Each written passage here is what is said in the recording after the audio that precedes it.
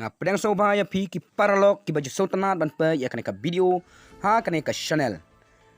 But wadom klet paralog ban I like share syaki paralog jong pi but ban subscribe ada daun na pedang jong pi ki pedang temai. Kenang banang la ban penmi susu ya ki wei pat ki video.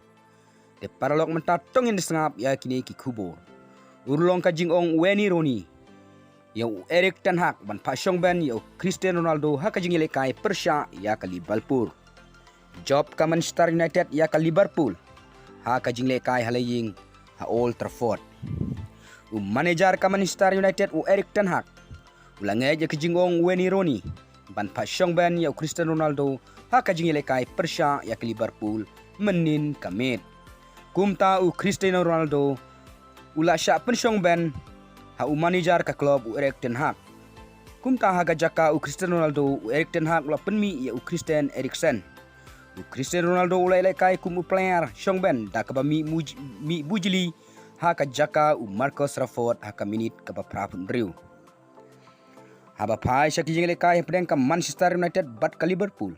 Ka Manchester United ka job ya ka Liverpool da ar la iwei ko ha ka jing kai halaying. Lengba ki kol ki bala tab do Sancho ha ka minit ka khat riu. Marcus Rashford ha ka minit ka san pulai. But nakabenta ka Shikol ka Liverpool la tab daw Muhammad Salah ha ka minit ka praphuay. Wat na pedang ka jingile ka yung ka Liverpool ka kleinbor hadu 90% Persya ya ka Manchester United ka bayale kai halaying tang daar pandai persen. Ndroy ka Liverpool kalamat ya ka namrem hakmat ka Manchester United ka bayale kai halaying ha Old Trafford.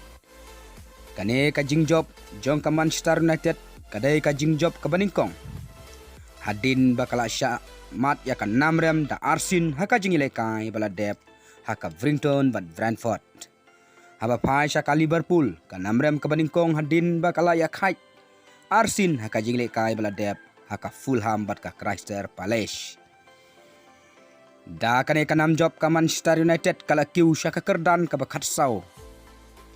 Bat ka Liverpool kala her sya ka kerdan ka bakat ndriu haka mi ya King Pon jong ka English Premier League. De paralog tang kini ki kubor. Ngin saya kendupat hakaway ka video kublay shibun.